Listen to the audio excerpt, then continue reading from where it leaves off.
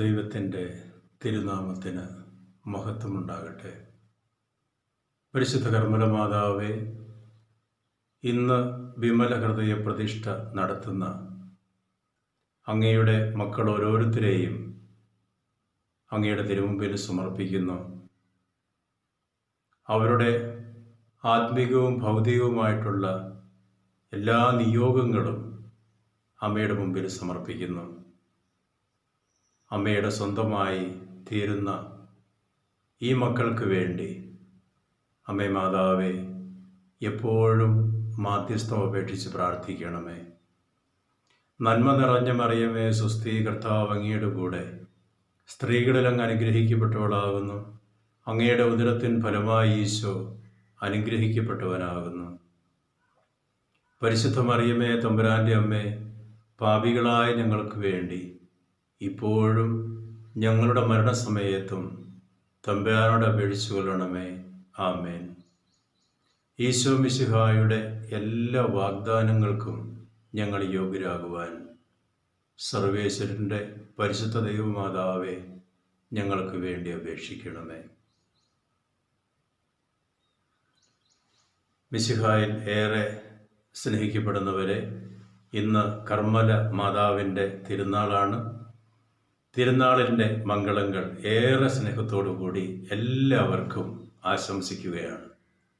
പരിശുദ്ധ കർമ്മല അമ്മ നമ്മുടെ അമ്മയായി ഇരുന്നു കൊണ്ട് അമ്മയുടെ കർമ്മല വസ്ത്രമാകുന്ന മേലങ്കി കൊണ്ട്, ഉത്തിരിയും കൊണ്ട് നമ്മളെ പൊതിഞ്ഞ് സൂക്ഷിക്കുകയും നമ്മുടെ ആത്മീയവും ഭൗതികവുമായിട്ടുള്ള എല്ലാ കാര്യങ്ങളിലും നമുക്ക് മാതൃകയും മധ്യസ്ഥയുമായിരിക്കട്ടെ എന്ന് ആശംസിക്കുകയും പ്രാർത്ഥിക്കുകയും ചെയ്യുന്നു.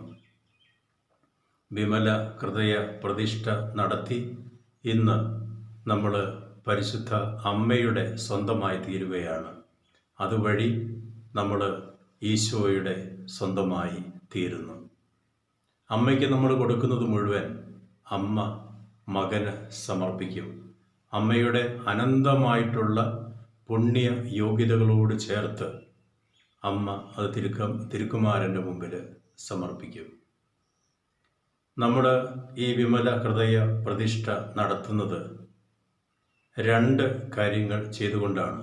ഒന്ന്, അമ്മയുടെ വസ്ത്രം ധരിച്ചുകൊണ്ട്. അമ്മയുടെ വസ്ത്രം എന്ന് പറയുന്നത് ഉത്തരീയം, ഭക്തിപൂർവ്വം വിശ്വാസത്തോടെ ധരിച്ചുകൊണ്ട്. രണ്ട്, വിമല ഹൃദയ പ്രതിഷ്ഠാ ജപം നമ്മൾ പേപ്പറിൽ എഴുതി അത് പ്രതിഷ്ഠ ജപം ചൊല്ലിയതിന് ശേഷം നമ്മൾ സ്വന്തം കൈകൊണ്ട് ഒപ്പിട്ട് പരിശുദ്ധ അമ്മയുടെ മുമ്പിൽ സമർപ്പിക്കുന്നു. ആദ്യ കുർബാന സ്വീകരണ സമയത്ത് അതിനുവേണ്ടി ഒരുക്കത്തിൻ്റെ ഭാഗമായിട്ട് നല്ല പുതിയ ഉടുപ്പ്, മുടിയും ചെണ്ടും ഒക്കെ നമ്മൾ സ്വീകരിക്കുന്നുണ്ട്. വിവാഹത്തിൻ്റെ സമയത്ത് നമ്മൾ വളരെ വിശേഷപ്പെട്ട പുതുവസ്ത്രങ്ങൾ, മോടിയുള്ള വസ്ത്രങ്ങൾ അണിയാറുണ്ട്. അതുപോലെ ഈ വിമല ഹൃദയ പ്രതിഷ്ഠ എന്ന് പറയുന്നത് നമ്മുടെ ജീവിതത്തിലെ വളരെ സുപ്രധാനമായിട്ടുള്ള ഒരു സംഭവമാണ്. അതിന് നമ്മളെ തന്നെ കഴിഞ്ഞ 33 ദിവസമായിട്ട് നമ്മുടെ ആത്മശരീരങ്ങളെ നമ്മൾ ഒരുക്കി വിശുദ്ധീകരിച്ച് പുതിയ വസ്ത്രങ്ങളൊക്കെ എന്ന് പറഞ്ഞാൽ പുതിയ ഡ്രസ്സ് വാങ്ങിക്കണമെന്നല്ല, വൃത്തിയുള്ള വസ്ത്രങ്ങളൊക്കെ നമ്മൾ അണിഞ്ഞ് അമ്മയുടെ വസ്ത്രവും നമ്മൾ ധരിക്കുന്നു. അമ്മയുടെ വസ്ത്രം ഉത്തരീയം, പരിശുദ്ധ അമ്മയുടെ സംരക്ഷണത്തിൻ്റെ, സ്നേഹത്തിൻ്റെ, നിത്യരക്ഷയുടെ അടയാളമായിട്ടുള്ള ഈ ഉത്തരീയം നമ്മൾ ധരിച്ചുകൊണ്ടാണ് വിമല ഹൃദയ പ്രതിഷ്ഠ നമ്മൾ ചൊല്ലി ആ എഴുതിയിരിക്കുന്ന പ്രതിജ്ഞ എഴുതിയ പത്രം ഒപ്പിട്ട് അമ്മയുടെ മുമ്പിൽ നമ്മൾ സമർപ്പിക്കുന്നു. ഇതോടുകൂടി എഴുതി ഒപ്പിട്ട് പുതിയൊരു എഗ്രിമെൻ്റ്, ഒരു ഉടമ്പടി നമ്മൾ ഒപ്പിടുന്നതോടുകൂടി നമ്മൾ അമ്മയുടെ സ്വന്തമായിട്ട് മാറുകയാണ്. അമ്മ സ്വന്തം മകനായി, മകളായി എന്നെ സ്വീകരിക്കുകയാണ്. ഇനി നമ്മൾ അമ്മ ആഗ്രഹിക്കുന്നത് പോലെയുള്ള ഒരു ജീവിത ശൈലിയാണ് നമ്മളിനി മുന്നോട്ട് കൊണ്ടുപോകേണ്ടത്. ഇന്നലെ സൂചിപ്പിച്ചതുപോലെ വിമല ഹൃദയ പ്രതിഷ്ഠ നടത്തി കഴിഞ്ഞാൽ എല്ലാം റെഡിയായി ആമേൻ ഹല്ലേലൂയ എന്ന് പറഞ്ഞാൽ എല്ലാം ശരിയായി എന്ന് നമ്മൾ വിചാരിക്കരുത്. അല്ലെങ്കിൽ ഒരു ഉത്തിരിയും കഴുത്തിൽ ധരിച്ചു കഴിഞ്ഞാൽ എല്ലാം ക്ലിയറായി എന്ന് വിചാരിക്കരുത്. ഉത്തിരിയം ധരിച്ചുകൊണ്ട് പ്രതിഷ്ഠ നടത്തിക്കൊണ്ട് അമ്മയ്ക്ക് മുഴുവനായിട്ട് നമ്മുടെ പഞ്ചേന്ദ്രിയങ്ങളെ, ആത്മാവിനെ, ശരീരത്തിനെ മുഴുവൻ അമ്മയുടെ സംരക്ഷണത്തിന് ഏൽപ്പിച്ചു കൊടുത്തുകൊണ്ട് അമ്മ ആഗ്രഹിക്കുന്ന രീതിയിലുള്ള ഒരു ജീവിതം നയിക്കുവാനുള്ള പരിശ്രമം നമ്മുടെ ഭാഗത്തു നിന്നുണ്ടാകണം. ഓരോ ദിവസവും നമ്മൾ ജീവിക്കുകയാണ്. അത് അമ്മയോട് ആലോചിച്ച് അമ്മ പറയുന്നത് പോലെ അമ്മയുടെ ആഗ്രഹമനുസരിച്ചാണ് നമ്മുടെ ജീവിതത്തെ നമ്മൾ ക്രമപ്പെടുത്തുക. ഒരു മരിയൻ ജീവിത ശൈലി നമ്മൾ രൂപീകരിക്കുന്ന കാര്യം കഴിഞ്ഞ ദിവസങ്ങളിലൊക്കെ നമ്മൾ കാണുകയുണ്ടായി. ഇന്ന് കർമ്മലമാതാവിൻ്റെ തിരുനാൾ ആഘോഷിക്കുമ്പോൾ ഈ ബാച്ചിൽപ്പെട്ട ആളുകൾ കർമ്മലമാതാവിൻ്റെ തിരുനാൾ ദിവസമാണ് ഈ വിമല ഹൃദയ പ്രതിഷ്ഠ നടത്തുക. അത് നമ്മൾ കർമ്മല ചൈതന്യത്തിലാണ് ഈ പ്രതിഷ്ഠ നടത്തി ഇനിയുള്ള ജീവിതം നമ്മൾ ഈ ബാച്ചുകാരെ സംബന്ധിച്ചിടത്തോളം കർമ്മല ചൈതന്യത്തിലാണ് അവരുടെ ജീവിതം ക്രമപ്പെടുത്തുക.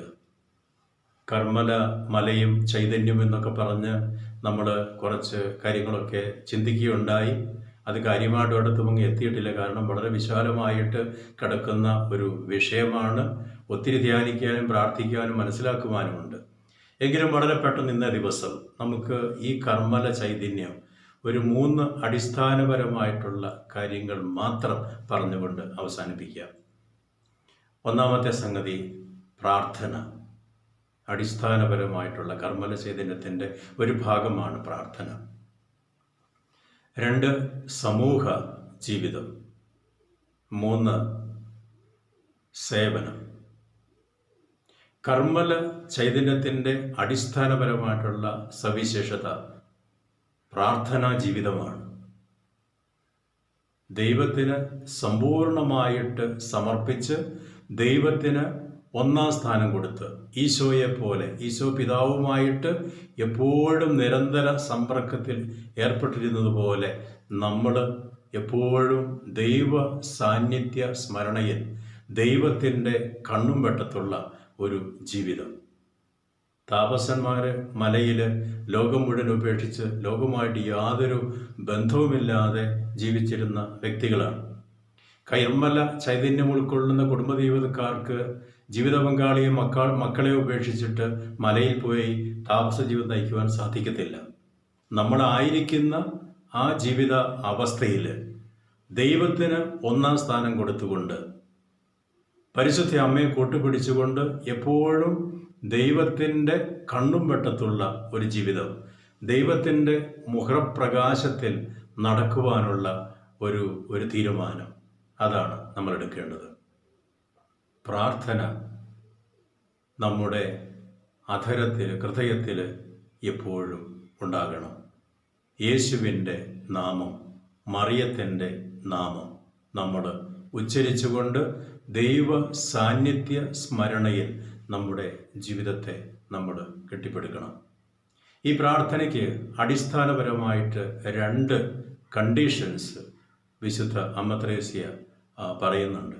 2 അത്യാവശ്യ ഘടകങ്ങൾ പ്രാർത്ഥന ഇഫക്റ്റീവ് ആകുവാനായിട്ട്. 1 detachment, 2 humility. ഡിറ്റാച്ച്മെൻറ്റ് എന്ന് പറയുമ്പോൾ ഡിറ്റാച്ച്മെൻറ്റ് ഫ്രം ദി വേൾഡ് എന്ന് പറഞ്ഞാൽ ലോകത്തിൽ നിന്നുള്ള ഒരു ഉൾവലിയൽ.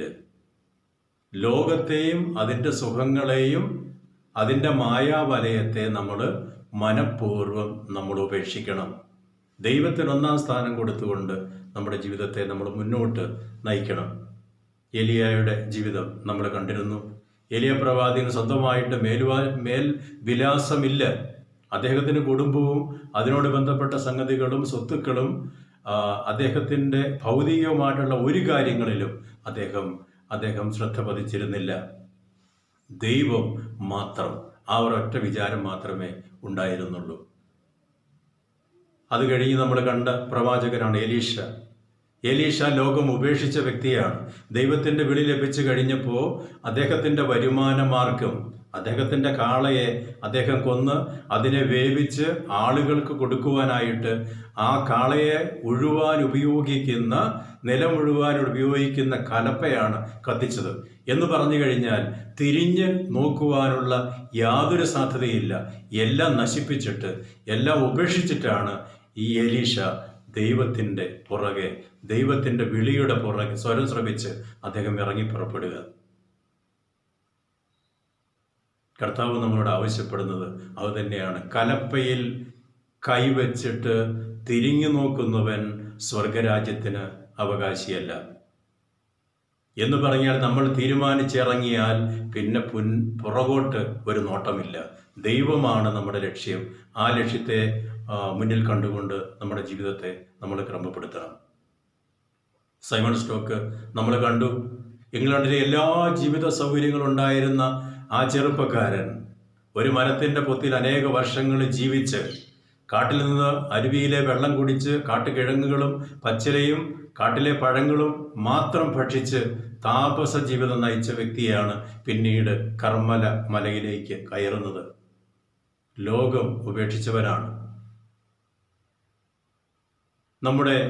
നമ്മുടെ ഈ ജീവിത സൈമൺ സ്റ്റോക്കിനെ പറ്റി നമ്മൾ കണ്ടു. ഇപ്പോൾ നമ്മൾ കേരളത്തിലേക്ക് നമ്മൾ വരുമ്പോൾ നമ്മുടെ കേരള കർമ്മല സഭ സോനങ്ങളായ വിശുദ്ധ ചാവറ പിതാവ്, ചെറുപ്പത്തിലെ മാതാപിതാക്കൾ നഷ്ടപ്പെട്ട ചാവറ പിതാവ്, ഏക സഹോദരനും കൂടി മരിച്ചതോടുകൂടി ബന്ധുക്കൾ അദ്ദേഹത്തിനോട് തിരിച്ചു ചെന്ന് കുടുംബം നോക്കുവാനായിട്ട്, കുടുംബം അന്യം നിന്ന് പോകാതിരിക്കുവാനായി കുടുംബകാര്യങ്ങളിലേക്ക് ഇറങ്ങിത്തിരിക്കുവാനായിട്ട് നിർബന്ധിച്ചു കൊണ്ടിരുന്ന ഈ സെമിനാരിക്കാരൻ പയ്യനെ ചാവറ പിതാവ് ദൈവത്തിൻ്റെ വിളിക്ക് പ്രത്യുത്തരം കൊടുത്തതുകൊണ്ട് വീട്ടുകാരുടെ നിർബന്ധത്തിന് വഴങ്ങി തിരികെ ചെന്ന്, നേരത്തെ കല്യാണം കഴിച്ചുവിട്ട പെങ്ങളുടെ വീട്ടിൽ ചെന്ന് പെങ്ങളുടെ ഭർത്താവിനെ കുടുംബസ്വത്തും മറ്റു കാര്യങ്ങളൊക്കെ അന്വേഷിക്കാനായിട്ട് ഏർപ്പാട് ചെയ്തിട്ട് ധൈര്യത്തോടുകൂടി വീണ്ടും സെമിനാരിയിലേക്ക് തിരിച്ചു പ്രവേശിക്കുകയാണ്.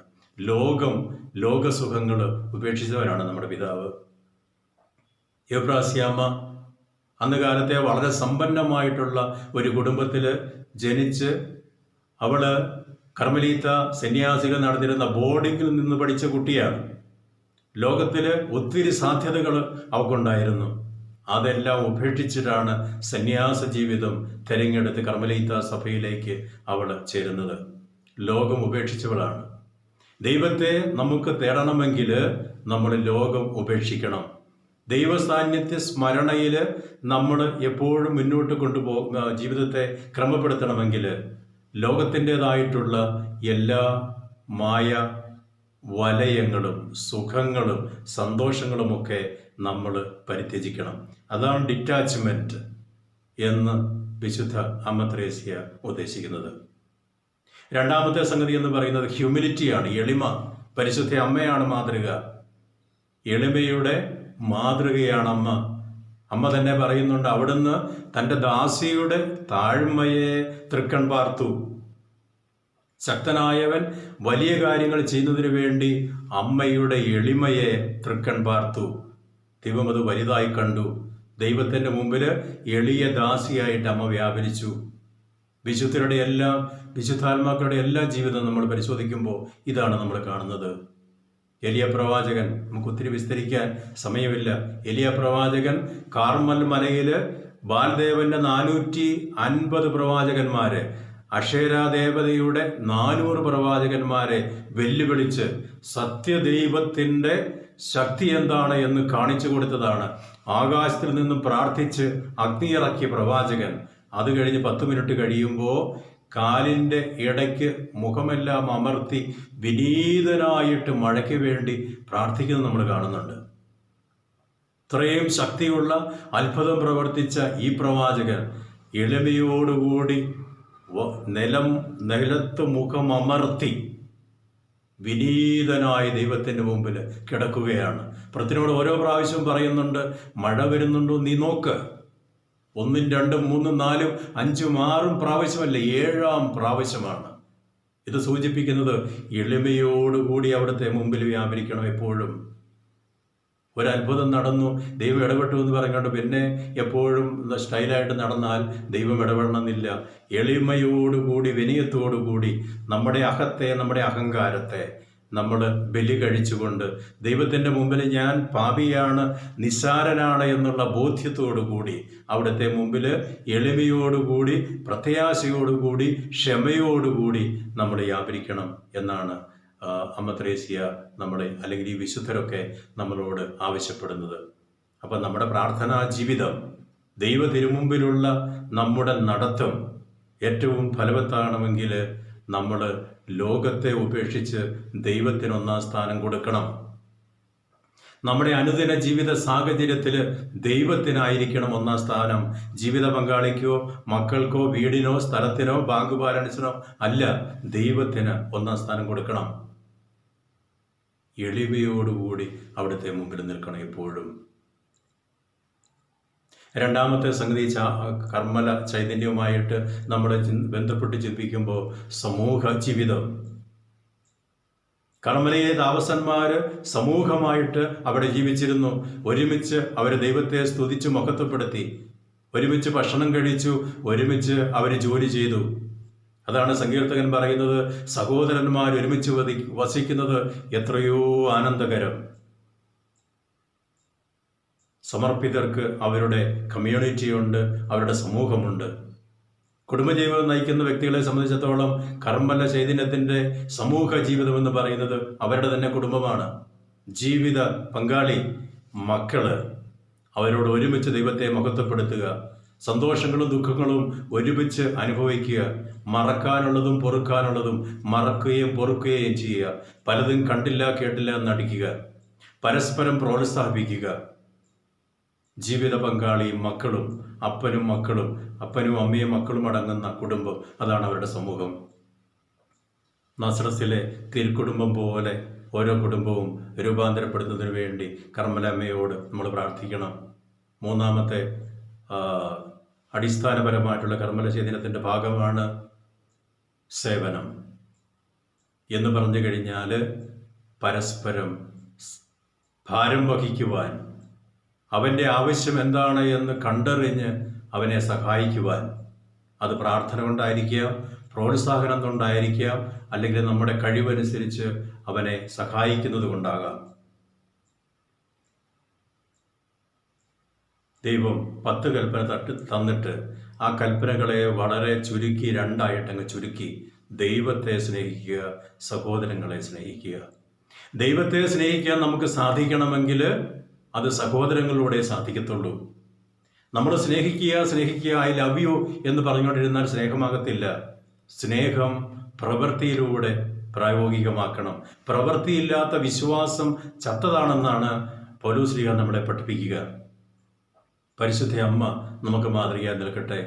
കനായിലെ കല്യാണ വിരുന്നിന് അതിനു മുമ്പ് തന്നെ ഏറ്റവും വലിയ സന്തോഷവാർത്ത സ്വീകരിച്ച ആ നിമിഷം അവൾ തിടുക്കത്തിൽ, പരിശുദ്ധാത്മാവിൽ നിറഞ്ഞ അമ്മ തിടുക്കത്തിൽ ആവശ്യത്തിലുള്ള അമ്മായിയെ സഹായിക്കുവാൻ, എലീശോയെ സഹായിക്കാൻ തിടുക്കത്തിൽ പോവുകയാണ്. 3 മാസം അവിടെ താമസിച്ച് അവൾക്ക് വേണ്ട ശുശ്രൂഷ ചെയ്തു. അമ്മ നമുക്ക് മാതൃകയാണ്. കാനായിലെ കല്യാണ വിരുന്നില് ആരും ചോദിച്ചിട്ടല്ല, അവരുടെ സങ്കടം കണ്ടറിഞ്ഞ് അവരെ സഹായിക്കുവാൻ അമ്മ ഇറങ്ങിത്തിരിക്കുകയാണ്. നമ്മൾ നമ്മുടെ അനുദിന ജീവിതത്തിൽ മറ്റുള്ളവരുടെ ആവശ്യം എന്താണെന്ന് കണ്ടറിഞ്ഞ് അവരെ സഹായിക്കുവാൻ എപ്പോഴും സാമ്പത്തികമല്ല നമ്മുടെ മനസ്സിലേക്ക് കൊണ്ടുവരേണ്ടത്. ഏതെല്ലാം രീതിയിൽ നമുക്ക് മറ്റുള്ളവരെ സഹായിക്കാൻ സാധിക്കും.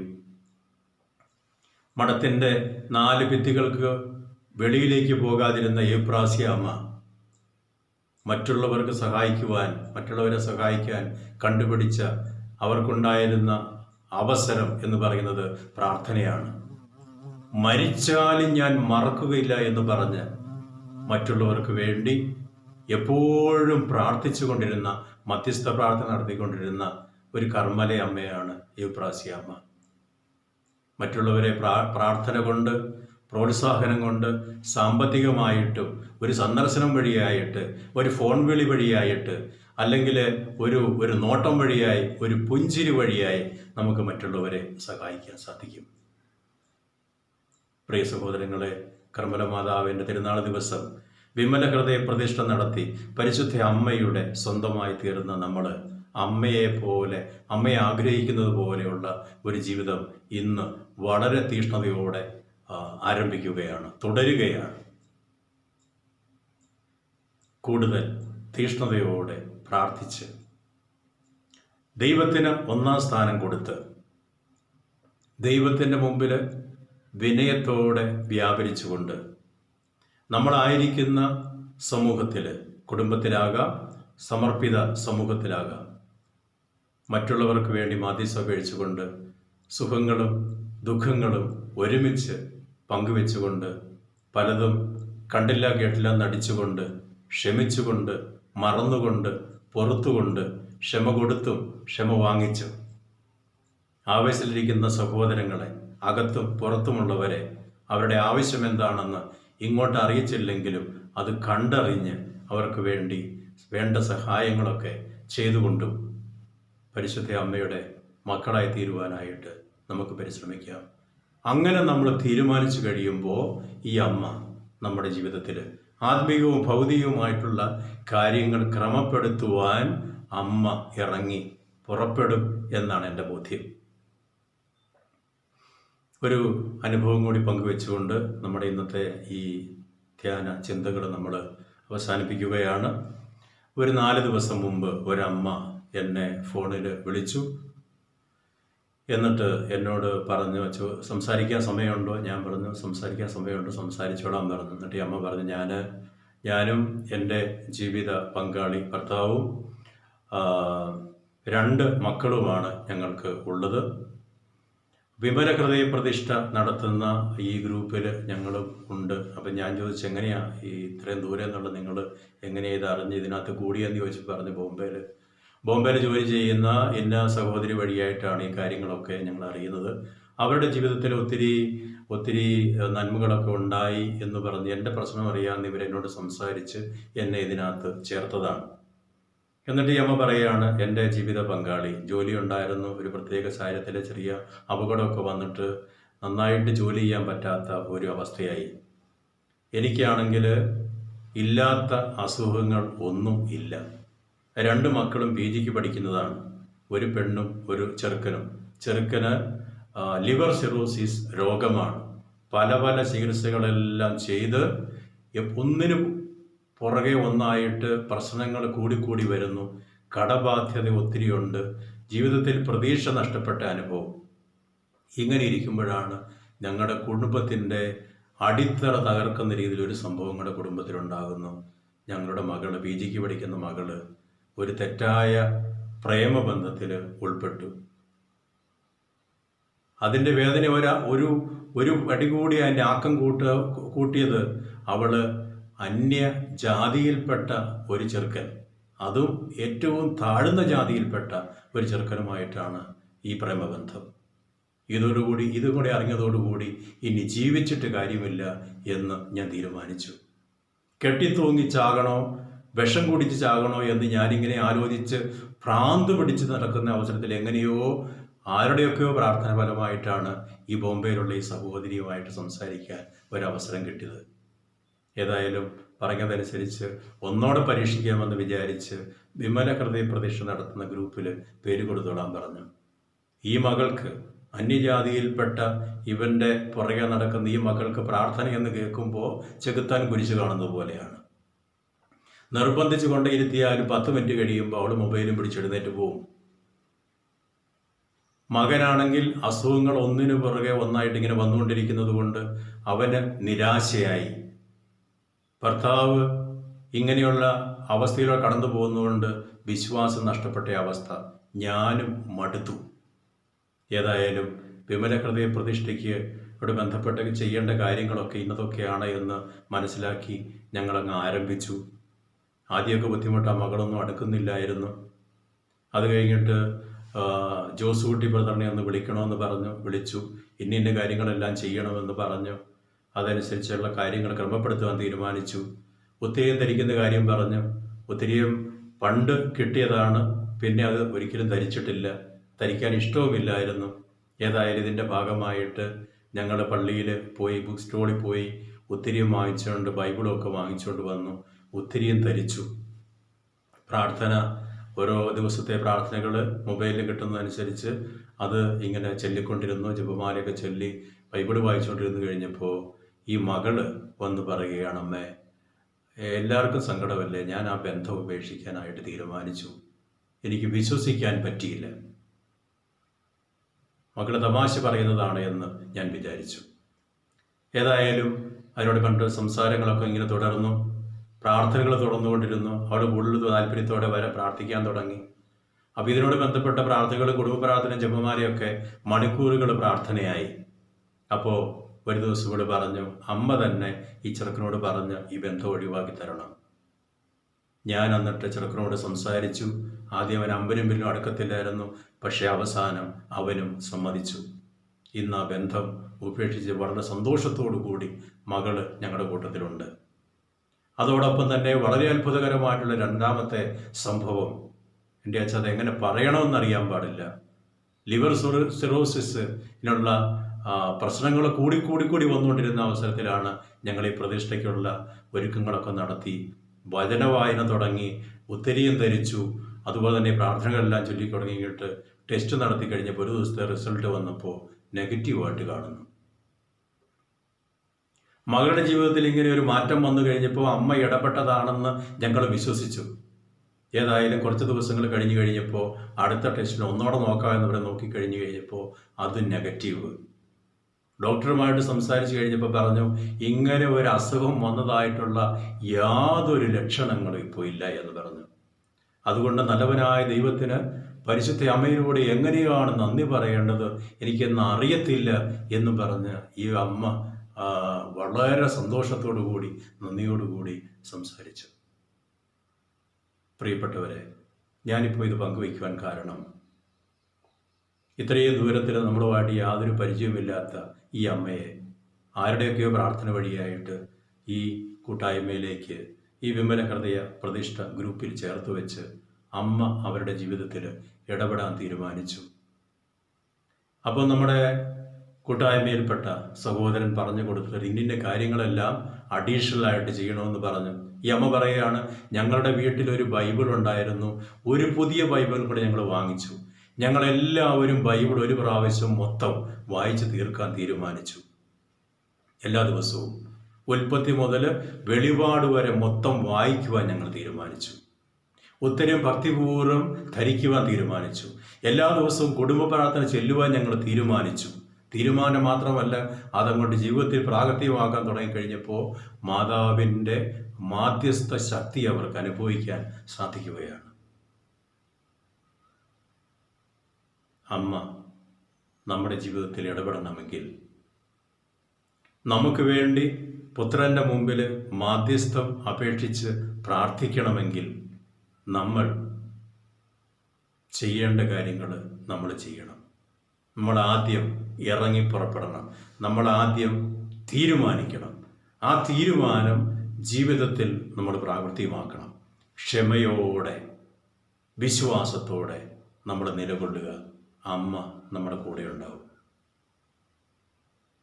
കർമ്മലയമ്മ തൻ്റെ മേലങ്കിക്ക് ഉള്ളിൽ നമ്മളെ ഓരോരുത്തരെയും പൊതിഞ്ഞ് സൂക്ഷിക്കുകയും നമ്മുടെ ആത്മീയവും ഭൗതികവുമായിട്ടുള്ള എല്ലാ കാര്യങ്ങളിലും അമ്മയുടെ ഒരു കണ്ണ്, അമ്മയുടെ മാധ്യസ്ഥം, അമ്മയുടെ സഹായം ഉണ്ടാവുകയും ചെയ്യട്ടെ എന്ന് ആശംസിക്കുകയാണ്, പ്രാർത്ഥിക്കുകയാണ്.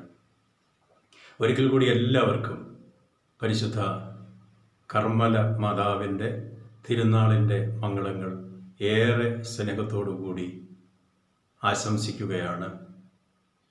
അതുപോലെ തന്നെ വീണ്ടും എല്ലാവരെയും പ്രാർത്ഥനയിൽ അനുസ്മരിക്കുന്നതാണ് എന്ന് സന്തോഷത്തോടു കൂടി അറിയിച്ചുകൊണ്ട്, പരിശുദ്ധ അമ്മ നമ്മളെ ഓരോരുത്തരെയും ഈശോയുടെ മുമ്പിൽ സമർപ്പിച്ച് നമുക്ക് വേണ്ടി അനുഗ്രഹം പ്രാപിച്ച് തരട്ടെ. നമുക്ക് അവിടുത്തെ ആശീർവാദം സ്വീകരിക്കാം.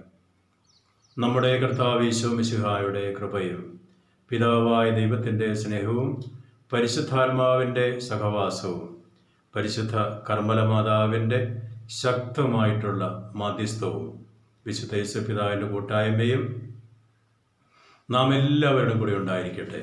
പിതാവിൻ്റെയും പുത്രൻ്റെയും പരിശുദ്ധാത്മാവിൻ്റെയും നാമത്തിൽ ആമേൻ. ഈശോ മിശിഹായിക്ക് സ്തുതിയായിരിക്കട്ടെ.